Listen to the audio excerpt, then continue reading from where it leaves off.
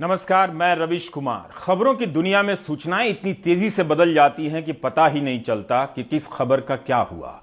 कुछ खबरों को देखकर लगता है कि देश बदला है न दिन, सब कुछ जहां था वहीं रुका हुआ है।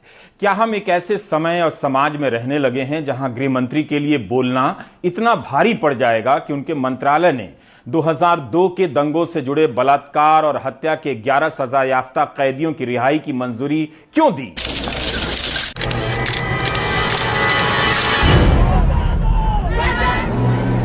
क्या अमित शाह और सरकार की चुप्पी की वजह से 2012 का यह आंदोलन भी खारिज कर दिया जाएगा, जब निर्भया के साथ बलात्कार की घटना से सारी दिल्ली रायसीना हिल्स पर जमा हो गई? जिस जगह पर आज सेंट्रल विस्टा बना है, उसी जगह पर न जाने किन घरों से और धर्मों की लड़कियां और लड़के बलात्कार और हत्या की घटना के खिलाफ सड़क पर उतर आए। वो लोग इस वक्त कहां हैं जिनके गुस्से ने एक शानदार कानून बनवाया, निर्भया फंड बनवा दिया? क्या अब उस समय के लोगों को इस बात से फर्क नहीं पड़ता कि गृह मंत्री अमित शाह के मंत्रालय ने हत्या और बलात्कार के 11 सजा याफ्ता को छोड़ने की मंजूरी दी? क्या उनका आक्रोश अब सीमेंट बनकर सेंट्रल विस्टा में बिछ गया है, जहां दिल्ली की लड़कियां 2012 की सर्दियों में प्रदर्शन किया करती थी? आज समाज चुप नजर आता है, इसलिए बेहतर है उस समय की लड़कियों को ही सुन लेते हैं जो निर्भया बलात्कार और हत्याकांड पर बोलने से पहले पुलिस की लाठियों की परवाह नहीं किया करती थी, सर्दी के दिनों में पानी की बौछारों की परवाह नहीं करती थी, ताकि आपको याद रहे कि आज का समाज हमेशा मरा हुआ नहीं था, कभी जिंदा भी था। बलात्कारियों को फांसी देना होगा। महिला हिंसा के खिलाफ कठोर कानून बनाना होगा। इंडिया के लोग सोए नहीं हुए हैं। Everybody is awake now. आजकल का यूथ जागा हुआ है। कोई पॉसिबिलिटी नहीं है कि जो भी आप बंद लगा दीजिए, जितने मर्जी मेट्रो स्टेशन बंद कर दीजिए। ये सब लोग all the way from Gurgaon, Faridabad, कहाँ से आए हैं just to tell the Indian government that we are not silent, we all are awake and we will not keep quiet. They have to be hanged. फांसी नहीं, बीच में चौराहे में लगे हम सबके सामने फांसी, ताकि वो दोबारा करने का सोचे नहीं। किसी के दिल में ख्याल भी आए तो सबसे पहले उन्हें सजा याद आ जाए। हमारे माँ बाप ने अपनी आंखों में हजारों सपने लेके हमें भेजा, लेकिन इसलिए नहीं कि उनकी लड़कियों की इज्जत रात में सरेआम लूट ली जाए। हमें आपके आश्वासन नहीं चाहिए, हमें आपका एक्शन चाहिए। हमें इंसाफ चाहिए, इंसाफ चाहिए, इंसाफ चाहिए। लॉ एंड ऑर्डर्स भी चेंज हो जाएंगे और सारी चीजें बहुत जल्दी अमेंडमेंट्स होंगी और आपको बहुत जल्दी हर चीज का नतीजा मिल जाएगा। तब समाज बोलता था, सरकार भी बोलती थी। आज सरकार से पूछते रह जाइए, उसके बदले गोदी मीडिया समाज को ही चुप करा देता है। बिल्किस बानो के केस के कवरेज और सवालों पर सरकार की चुप्पी को समझने के लिए आपको फ्लैशबैक में जाना होगा, तभी पता चलेगा कि उस वक्त क्या क्या होता था। आप इन्हें तो पहचानते होंगे। आर.के. सिंह मोदी सरकार में कैबिनेट मंत्री हैं, भाजपा सांसद हैं। उस वक्त यानी मनमोहन सिंह सरकार में गृह सचिव हुआ करते थे। आर.के. सिंह के बोलने पर तब कोई रोक नहीं थी, बल्कि जनदबाव इतना था, गुस्सा इतना था कि गृह सचिव के तौर पर आर.के. सिंह प्रेस कॉन्फ्रेंस किया करते थे, इंटरव्यू दिया करते थे, भरोसा दिया करते थे। उनके साथ दिल्ली पुलिस के कमिश्नर की भी प्रेस कॉन्फ्रेंस हुआ करती थी, जवाब आता था। आज तो ऑफ रिकॉर्ड भी गायब हो गया है। ऑन रिकॉर्ड तो शायद ही कोई ऐसे मामलों में बोलने आता है। खैर, आज के गृह सचिव अजय कुमार भल्ला ही आर.के. सिंह की तरह बिल्किस मामले में बोल सकते थे। उन्हें इसी अगस्त में 1 साल का सेवा विस्तार दिया गया है। जब गृह मंत्री अमित शाह नहीं बोल रहे, गृह सचिव नहीं बोल रहे, तो आइए उस समय के गृह सचिव के बयानों से ही काम चलाते हैं, जब अफसर बोला करते थे। One question which I had in mind was the response of the PCR vans, as to whether the response could have been faster. So I asked for these times, as to what was the time of the reporting and what was the time of arrival of the PCR van, and I was told 4 minutes. Now that I think is outstanding. The other is regarding this. There's another question that could they have reached earlier? It's a difficult question to answer because 4 minutes I think is quite okay. The second thing is investigation. Was the investigation prompt? Did it and was the investigation effective? I think it was. 15 अगस्त के दिन जब हत्या और बलात्कार के 11 कैदियों को छोड़ा गया, दंगाइयों को छोड़ा गया, तब उसे लेकर जो सवाल उठे काफी कम थे। वे सारे सवाल गुजरात सरकार के हलफनामे के बाद बदल जाते हैं, उनका दायरा भी बड़ा हो जाता है। ऐसे ऐसे दस्तावेज निकल कर आ रहे हैं जिससे संदेह और भी गहरा हो रहा है कि इन्हें छोड़ा तो गया है कानून की प्रक्रिया के नाम पर, मगर केवल कानून की प्रक्रिया के नाम पर नहीं छोड़ा गया है। बेहतर होता गृहमंत्री अमित शाह सारे सवालों के जवाब देते।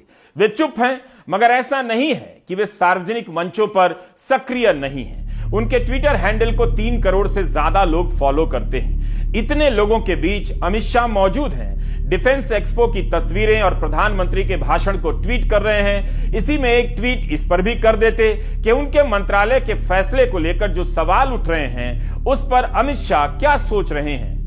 477 पन्नों का यह हलफनामा नहीं आया होता तो आप बहुत से तथ्यों के बारे में कभी नहीं जान पाते। गोदी मीडिया के इस दौर में न सवाल पूछा जाता है, न पूछने पर जवाब आता है। यह चार्ट भी हलफनामे के भीतर मिला। इससे पता चलता है कि एक को छोड़कर इन सभी को 1000 दिनों से ज्यादा जमानत पर रिहा किया गया, जिन्हें कानून की भाषा में फरलॉ, परोल और अस्थायी जमानत कहते हैं। कैदी रमेश भाई चंदाना 1576 दिनों तक जेल से बाहर रहे, 4 साल से भी ज्यादा। राजू सोनी 1348 दिनों तक जेल से बाहर रहे, 3.5 साल से ज्यादा। प्रदीप मोधिया 1264 दिनों तक जेल से बाहर रहे, करीब 3.5 साल। दंगाइयों को हत्या और बलात्कार के मामले में सश्रम सख्त सजा दी जाए और 3.5 साल से 4.5 साल परोल या फरलो पर बाहर रहना पड़े, तब क्या सजा का मकसद पूरा होता है? यह आधार दिया जा रहा है कि इन सभी का जेल में आचरण अच्छा था। क्या वाकई आचरण अच्छा था? क्या कई सारे तथ्यों को जानबूझकर नजरअंदाज किया गया? 2012 में रमेश चंदाना ने 27 दिनों की देरी से सरेंडर किया, तब परोल पर बाहर था। 2013 में 31 दिनों की देरी से सरेंडर करता है, तब फरलॉ पर बाहर था। 2014 में 8 दिनों की देरी से सरेंडर करता है, तब फरलॉ पर बाहर था। 2015 में 122 दिनों की देरी से सरेंडर करता है, जब फरलॉ पर बाहर था। फरलॉ और परोल पर कैदियों को कितने दिनों के लिए रिहा किया जाएगा, इसके नियम हर राज्य में अलग अलग हो सकते हैं। रमेश भाई चंदाना का रिकॉर्ड बताता है कि वह 4 साल 90 दिनों से ज्यादा परोल पर बाहर रहा है। 2019 के बाद से वह परोल पर ज्यादा दिनों के लिए बाहर आने लगता है। परोल और फरलॉ अलग अलग होते हैं। 2019 में तो रमेश भाई चंदाना 109 दिन परोल पर बाहर रहता है, करीब 4 महीने। हत्या और बलात्कार के मामले में सजा पाया कैदी 1 साल में 4 महीने बाहर रहता है। कोविड के समय 5 मार्च 2020 से 31 अगस्त 2020 के बीच 180 दिनों के परोल पर बाहर आता है, 9 दिन जेल में रहता है और फिर से 9 सितंबर 2020 से लेकर 13 फरवरी 2021 के बीच 158 दिनों के लिए परोल पर बाहर आ जाता है। फिर 50-55 दिनों तक जेल में रहता है और 22 अप्रैल 2021 से 9 नवंबर 2021 के बीच 202 दिनों के लिए परोल पर बाहर आ जाता है। इस तरह रमेश चंदाना 5 मार्च 2020 से लेकर 8 अप्रैल 2022 तक परोल पर बाहर रहता है, करीब 2 साल से भी ज्यादा समय तक परोल पर बाहर रहता है। क्या कोविड के नाम पर दूसरे मामलों के कैदियों के साथ इतनी मेहरबानी बरती गई? इसकी जांच होनी चाहिए। आपको याद होगा कि इसी दौरान, मतलब कोविड के दौरान, एक डॉक्टर कफील खान को कई महीनों तक मथुरा जेल में रहना पड़ा, जबकि डॉक्टर कफील खान ने प्रधानमंत्री को पत्र भी लिखा कि बाहर आने दीजिए ताकि कोविड के समय एक डॉक्टर के रूप में सेवा कर सकें, डॉक्टरों की कमी हो रही है। बाद में इलाहाबाद हाईकोर्ट ने कहा कि कफील खान पर अवैध तरीके से एनएसए लगाया गया और कफील खान को 7 महीने तक जेल में रहने के बाद रिहा किया गया। तो आप देख रहे हैं कि कानून कैसे काम कर रहा है। इसलिए सवाल उठता है कि क्या इनके परोल या फरलॉ पर बाहर आने का मामला संदेहों से परे है या कुछ गड़बड़ है? बिल्किस बानो के बलात्कार और उससे तत्संबंधित अन्य जघन्य अपराधों, जिसमें हत्या भी शामिल है, उसके अपराधियों को पैरोल पे छूटना एक गंभीर त्रुटि है। त्रुटि इसलिए भी है क्योंकि उसके बारे में यह कहा जाता है कि पैरोल पर, क्योंकि उनकी नेक चलनी की रिपोर्ट थी लगभग 14 साल जेल में रहने के बाद, 1992 के जो पैरोल और जेल मैनुअल के ऑर्डर्स थे उसके आधार पर उन्होंने कहा यह रिलीज ऑर्डर है। फिर कुछ लोग का यह तर्क था कि 2014 के आदेश के मुताबिक नहीं होना चाहिए था। सुप्रीम कोर्ट ने भी यही कहा कि 1992 के आदेश बल्कि वो प्रासंगिक है जब उनका कन्विक्शन हुआ था। मैं इस पे विवाद पे नहीं जा रहा हूं कि कौन सा कानून लगे, 1992 का लगे, 2014 का लगे, लेकिन बलात्कार, हत्या ऐसे जघन्य अपराध के अपराधियों को नेक चलनी के आधार पर छोड़ने के बाद उनको लड्डू खिलाना, मिष्ठान खिलाना, उनका माल्यार्पण करना, ये अत्यधिक आपत्तिजनक है और इसका बहुत ही नकारात्मक और गलत संदेश जाता है। मैं यहां तक कहूंगा कि it is bad in law and an immoral act. ये बिल्कुल असंवेदनशील, अमानवीय कृत्य है और मुझे सख्त आपत्ति है बलात्कारियों और हत्यारों को पैरोल पे छोड़ा जाना। पूरी प्रशासनिक ताकत होनी चाहिए थी ऐसे हत्यारों को जेल की सलाख के पीछे रखने के लिए कार्रवाई करना। दिखाई उसके उल्टा पड़ रहा है कि पूरी शासन प्रशासन की ताकत लगी बलात्कारियों को जेल से बाहर करने में। यही मेरी आपत्ति है। मैं ये अपेक्षा करता हूं कि इस त्रुटि को सुधारें और समस्त हत्यारों बलात्कारियों को जेल की सलाख के पीछे रखें और इनकी सजा तब तक चलनी चाहिए जब तक जेल के भीतर इनका अंतिम संस्कार न हो जाए। इसकी जांच होनी चाहिए कि इन्हें 3.5 साल, किसी को 3 साल, किसी को 4.5 साल तक बाहर रहने की मेहरबानी की गई या एक सामान्य कैदी के अधिकार की तरह इन्हें यह सुविधा मिली। जब आप इस सवाल पर सोच ही रहे हैं तो इस पर भी ध्यान दे सकते हैं। इस मामले में भी हत्या और बलात्कार के मामले में सजा हुई है, लेकिन पॉजिटिव न्यूज यह है कि तमाम ट्रक और टेम्पो के पीछे बेटी बचाओ बेटी पढ़ाओ का नारा लिख दिया गया है। 4 दिन पहले डेरा प्रमुख गुरमीत राम रहीम को 40 दिनों के पैरोल पर रिहा किया गया। इकोनॉमिक टाइम्स ने लिखा है कि चुनाव नजदीक आ रहे हैं तो गुरमीत राम रहीम को छोड़ा गया है। इंडियन एक्सप्रेस ने भी लिखा है कि चुनाव के नजदीक आते ही डेरा प्रमुख राम रहीम को पैरोल पर रिहा किया गया। हरियाणा में 3 नवंबर को आदमपुर में उपचुनाव हैं और साथ में पंचायत चुनाव भी। राम रहीम को 2017 में सीबीआई की विशेष अदालत ने 2 महिला शिष्याओं के साथ बलात्कार के मामले में सजा सुनाई थी।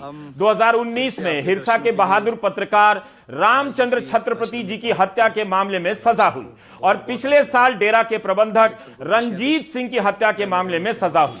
इंडियन एक्सप्रेस ने लिखा है कि राम रहीम को 2021 में 3 बार पैरोल पर रिहा किया गया, 2022 में 2 बार, फरवरी में 21 दिनों के लिए और जून में 1 महीने के लिए।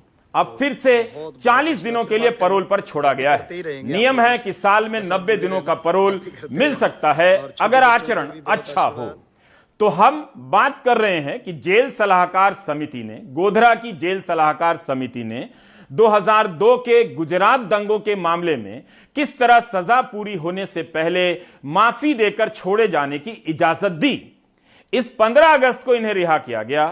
तब सभी का ध्यान इस समिति पर था। इंडियन एक्सप्रेस में बीजेपी के एक स्थानीय विधायक CKG राव जी का बयान छपा है कि गोधरा जेल सलाहकार समिति ने आम सहमति से फैसला दिया, लेकिन हलफनामे में आम सहमति की जो भाषा है उसे देखकर लग सकता है कि एक की ही सहमति की भाषा सभी सदस्य बोल रहे हैं। रमेश भाई रूपा भाई चंदाना को रिहा करते समय समिति के कई सदस्यों की भाषा एक समान लगने लगती है। हमने रमेश भाई चंदाना के मामले में देखा जिन्हें 1576 दिनों तक अस्थायी जमानत, पैरोल और फरलो पर बाहर रहने का मौका मिला, 4 साल से ज्यादा। जेल सलाहकार समिति के 5 सदस्यों की भाषा कैसे सेम टू सेम है, अंग्रेजी में है। क्या सभी सदस्यों को अंग्रेजी आती है या अनुवाद हुआ होगा? ऐसे ही एक सवाल मन में आ गया। इसमें 3 सामाजिक कार्यकर्ता हैं और 2 विधायक, जिलाधिकारी, पुलिस अफसर की भाषा इन सभी से अलग है। हमारी सहयोगी शुभांगी अंग्रेजी में लिखे गए सलाह को जल्दी जल्दी पढ़ रही हैं।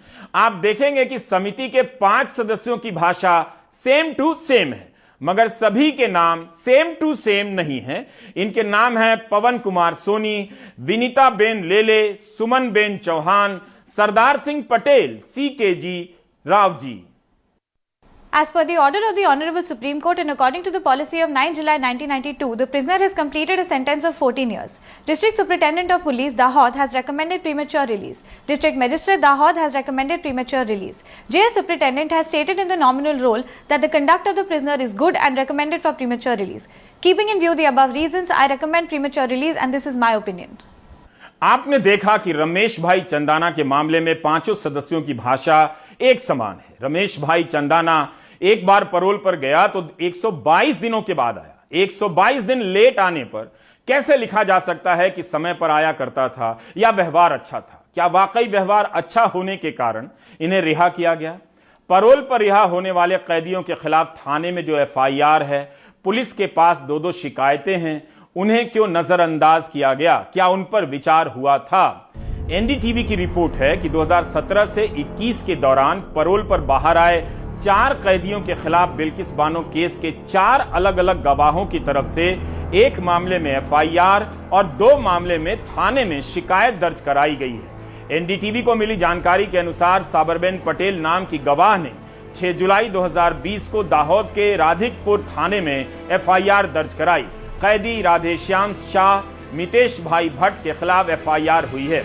इसमें महिला की गरिमा को चोट पहुंचाने, हत्या की धमकी के मामले जोड़े गए हैं। एफआईआर कराने वाली साबेरबेन पटेल बिल्किस बानो केस में गवाह हैं। उन्होंने आरोप लगाया कि दोनों कैदियों राधेश्याम शाह और मितेश भाई भट्ट के अलावा राधेश्याम के भाई आशीष ने सबेरा, उनकी बेटी आरफा को धमकाया।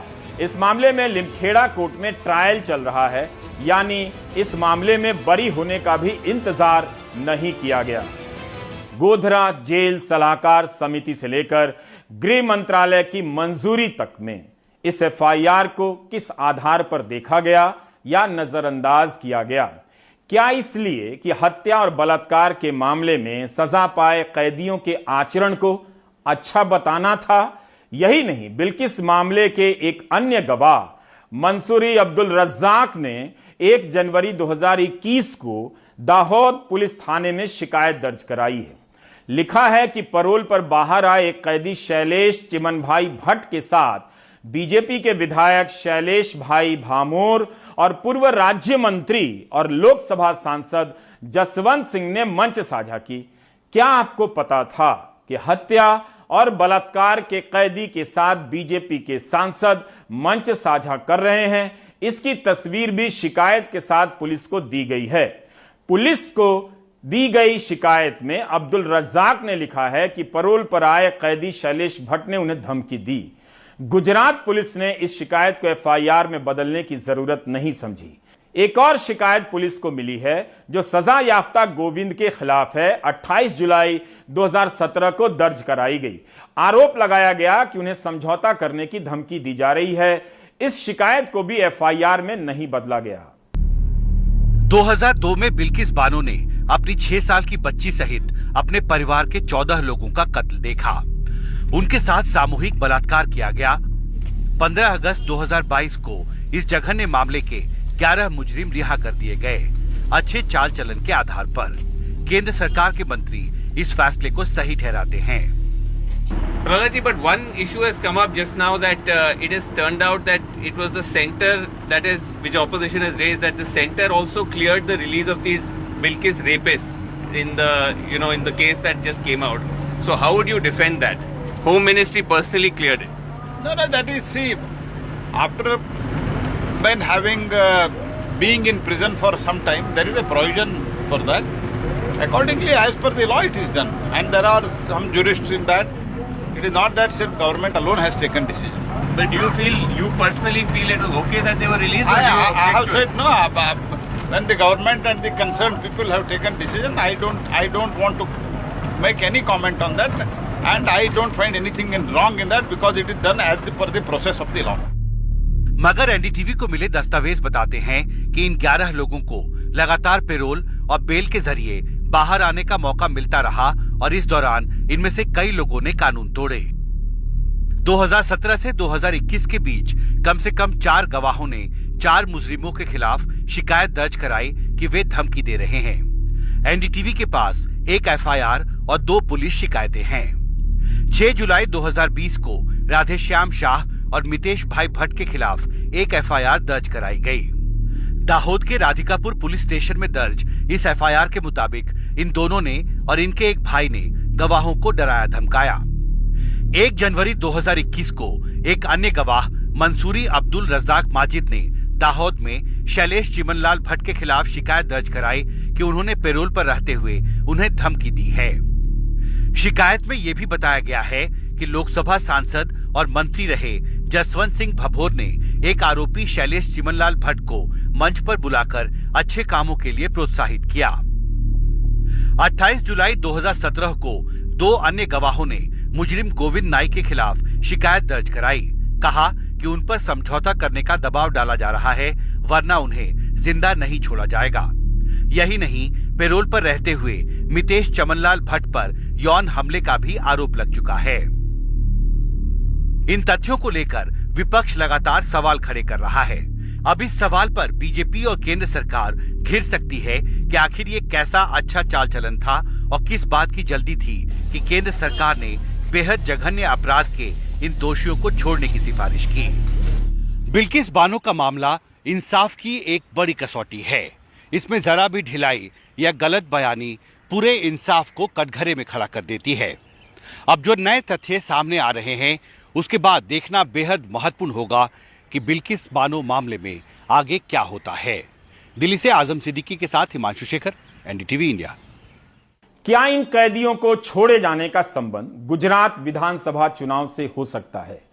अगर इसका राजनीतिक महत्व नहीं है, तब फिर जांच होनी चाहिए कि बीजेपी के सांसद जसवंत सिंह और विधायक शैलेश भाई भामोर ने क्या एक कैदी के साथ मंच साझा किया था, क्योंकि इसकी तस्वीर शिकायत के साथ पुलिस को दी गई है, ऐसा दावा किया जा रहा है। क्या दंगाइयों के साथ मंच साझा किया जा सकता है? बिना किसी राजनीतिक कारण के हत्या और बलात्कार के मामले में सजा पाए कैदी के साथ कौन साझा करना चाहेगा? पुलिस के पास अगर यह तस्वीर है तो उसे खुद से सार्वजनिक कर देना चाहिए, क्योंकि अगर यही तस्वीर विपक्ष के किसी नेता की होती तो गोदी मीडिया की पहली हेडलाइन होती।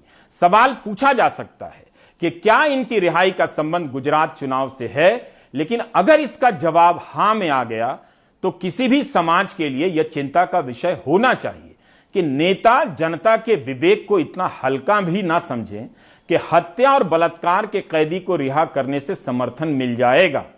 बसपा के सांसद दानिश अली ने इन्हीं सब राजनीतिक संदर्भों में सवाल उठाए हैं। हत्या और बलात्कार के मामले में जिन कैदियों को छोड़ा गया, उसे लेकर केवल तकनीकी और प्रशासनिक स्तर पर ही इतने सवाल उठते हैं कि धार्मिक स्तर पर जाकर राजनीतिक सवाल करने की नौबत बहुत बाद में आती है।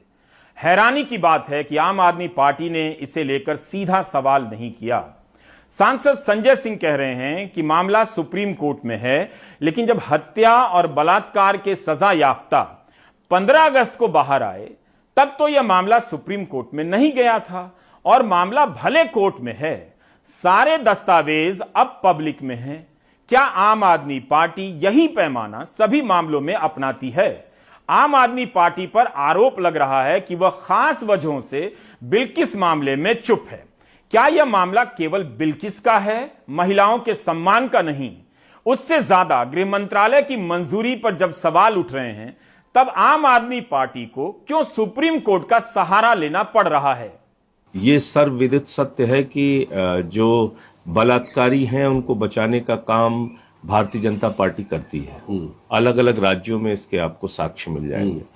दूसरी बात यह है कि बिल्किस बानो का मामला माननीय सर्वोच्च न्यायालय में है और वहां से उम्मीद है कि उनको न्याय मिलेगा, क्योंकि सारे तथ्य सर्वोच्च न्यायालय के सामने आ रहे हैं। ये एक मुद्दा भी होगा आम आदमी पार्टी के लिए। माननीय सर्वोच्च न्यायालय के सामने मामला है, न्याय आने दीजिए इसमें। जिन्हें रिहा किया गया वे दंगाई थे, हत्या और बलात्कार के मामले में दोषी पाए गए थे। 2002 के गुजरात दंगों के मामले में इन्हें सजा मिली थी, अदालत ने दोषी करार दिया। फिर आम आदमी पार्टी को इनकी रिहाई पर बोलने में इतना अगर मगर क्यों करना पड़ रहा है? बिल्किस बानो के बारे में सोचिए, उनके साथ बलात्कार करने वाले लोग बाहर घूम रहे होंगे। एक कमजोर महिला पर कितना मानसिक दबाव होगा। यह मामला बेशक सुप्रीम कोर्ट में है, मगर उससे पहले ही कई सारी बातें पब्लिक में आ चुकी हैं। ये दस्तावेज कई गंभीर सवाल खड़े कर रहे हैं। कांग्रेस ने आम आदमी पार्टी की चुप्पी पर सवाल उठाए हैं। इस रिहाई की खिलाफत सीबीआई ने, उस स्पेशल कोर्ट ने जिसने इनको दोषी पाया था, और वहां के एसपी ने की। उन लोगों ने कहा ये एक बहुत ही संगीन जुर्म है, महिलाओं और बच्चों को भी नहीं बख्शा गया था, उनको बिल्कुल नहीं रिहा करा जाना चाहिए। उसके बाद भी गुजरात की सरकार ने अमित शाह की हरी झंडी और स्वीकृति के बाद उनको रिहा किया। ये लोग हजार दिन तो पैरोल पे और फरलो पे बाहर रहे थे, मतलब 3.5 4 साल तो ये आजाद मस्त घूम रहे थे। लेकिन आज सवाल है मौन का, आज सवाल है प्रधानमंत्री के मौन का, आज सवाल है अरविंद केजरीवाल के मौन का। आप तो कभी कुछ नहीं बोलते केजरीवाल जी, बार बार गुजरात जा रहे हैं, अभी भी चुप रहिएगा, आज भी कुछ नहीं बोलिएगा। अब तो ये सर्वविदित है कि अमित शाह की रहनुमाई से ये लोग रिहा हुए थे, अभी भी चुप रह जाइएगा। खैर वो आपका मसला है, लेकिन आज इस देश को ये पूछना और समझना जरूरी है कि क्या बलात्कारियों के भरोसे, क्या उनके बल पर, क्या उनको खुश रख के अब चुनाव लड़े जाएंगे?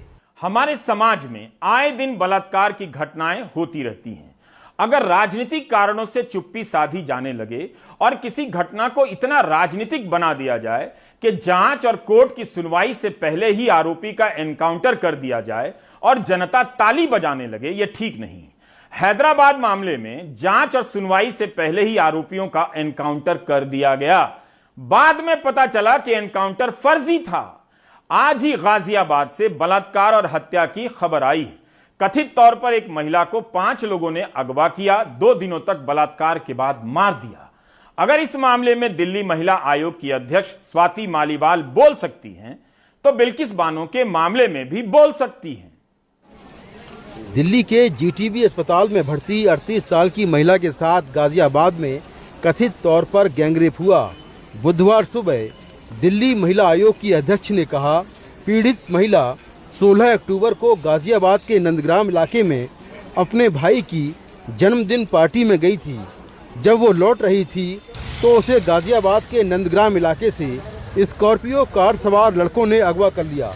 स्कॉर्पियो गाड़ी में 4 लोग आए और लड़की को जबरदस्ती उठा के ले गए। वो उसको एक अनजान जगह पे लेके गए जहाँ पे एक और आदमी मौजूद था और 5 ने मिलकर 2 दिन तक लगातार उसके साथ गैंगरेप किया। लड़की की हालत बहुत खराब थी, लड़की को बहुत टॉर्चर करा गया और यहाँ तक कि उसके प्राइवेट पार्ट्स में, गुप्त अंगों में रॉड तक घुसा दी गई। लड़की के भाई के मुताबिक वो अपनी बहन को बस स्टॉप पर छोड़ गया था। इसके बाद उसके जानकार लड़के उसे ले गए। उसने ये बताया हमें, हमारी बहन ने, कि वो ऑटो वाला चल नहीं रहा था तो दूसरे ऑटो में वो जाके बैठने लगी तो स्कॉर्पियो कोई गाड़ी आई और उसमें 4 लोग थे अज्ञात, वो जो जानती है उन्हें लड़कों। पुलिस वालों ने हमें आश्रम रोड पे बताया है और कट्टे में मिली है, वो हाथ पैर बंधे हुए थे उसके। वहीं गाजियाबाद पुलिस की माने तो उन्हें 18 अक्टूबर की सुबह एक राहगीर ने कॉल कर बताया कि एक महिला लावारिस हालत में पड़ी है। महिला को तुरंत गाजियाबाद के सरकारी अस्पताल ले जाया गया, जहां उसने मेडिकल जांच कराने से मना कर दिया। महिला की जिद पर दिल्ली के जीटीबी अस्पताल ले जाया गया, जहां महिला ने कोई बयान नहीं दिया। महिला के भाई की शिकायत पर गैंगरेप का केस दर्ज किया गया। जांच में पता चला कि महिला का आरोपियों के साथ संपत्ति विवाद है। पुलिस के मुताबिक कुछ आरोपियों की लोकेशन भी वारदात वाली जगह नहीं आ रही है। जब इनके भाई ने इनको वापस छोड़ा तब वहां से इनको कुछ लोग ले गए जो कि इनसे पूर्व में ही परिचित हैं। पहले इन्होंने बताया कि 2 लोग थे, बाद में इन्होंने बताया कि 5 लोग हैं और उनके साथ उन्होंने दुष्कर्म करा। बताया जा रहा है कि वो जो व्यक्ति हैं उनके साथ पूर्व में ही एक प्रॉपर्टी का विवाद चल रहा है, जिसमें कोर्ट का केस भी चल रहा है। महिला जो है गाजियाबाद के नंदग्राम इलाके में एक बस स्टॉप में मिली लावारिस हालत में। उसके बाद महिला को गाजियाबाद के सरकारी अस्पताल लाया गया, जहां पर महिला ने अपनी मेडिकल जांच करवाने से मना कर दिया। उसके बाद महिला को दिल्ली के जीटीबी अस्पताल ले जाया गया, क्योंकि महिला का कहना यह था कि उसको जीटीबी अस्पताल में ही भर्ती होना है। महिला के भाई की शिकायत पर गैंगरेप का केस दर्ज किया गया है और इस मामले में एक आरोपी शाहरुख को गिरफ्तार कर लिया गया है। वहीं जीटीबी अस्पताल के डॉक्टरों की माने तो महिला की हालत ठीक है, उसे कोई अंदरूनी चोट नहीं है। हमारे पास एक विक्टिम आया था कल सुबह 7:15 बजे, जो कि नंदनगरी के रहने वाली है और उनका जो है सेक्सुअल असॉल्ट हुआ है। अभी वो स्टेबल है, बेसिकली एक्सटर्नल थोड़ी इंजरीज हैं, बट एज पर नाउ अभी हम कोई इंटरनल इंजरीज हमें नहीं पता चली है। पुलिस फिलहाल इस मामले की कई पहलुओं से जांच कर रही है। एक आरोपी शाहरुख को गिरफ्तार कर लिया गया है, जबकि 4 की तलाश जारी है। गाजियाबाद से मुकेश सिंह सेंगर, एनडीटीवी इंडिया। कांग्रेस अध्यक्ष पद के चुनाव के नतीजे आ गए हैं। इस चुनाव को लेकर खूब सवाल उठे कि चुनाव छद्म तरीके से हो रहा है, लेकिन इसी बहाने आज के दौर में देखने को मिला ही कि कांग्रेस के भीतर 2 नेता एक दूसरे के खिलाफ चुनाव लड़ रहे थे और दोनों एक दूसरे के खिलाफ बोल भी रहे थे।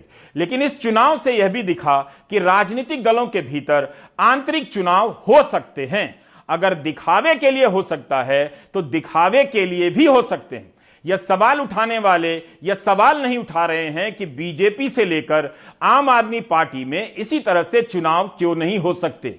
शशि थरूर को हराकर मल्लिकार्जुन खड़गे कांग्रेस के नए अध्यक्ष बन गए हैं। कांग्रेस पार्टी के अंदर चुनाव हुए, ओपन ट्रांसपेरेंट चुनाव हुए, खड़गे साहब चुनाव जीते हैं, लेकिन इस चुनाव से कांग्रेस और मजबूत होकर उभरेगी। तमाम डेलीगेट्स, मतदाता, कार्यकर्ता, प्रस्तावक सब एकजुट होकर काम करेंगे और खड़गे साहब के नेतृत्व में हम सब आगे चुनौतियों का सामना करेंगे। और जो लोग भी निर्देश मिलते हुए भी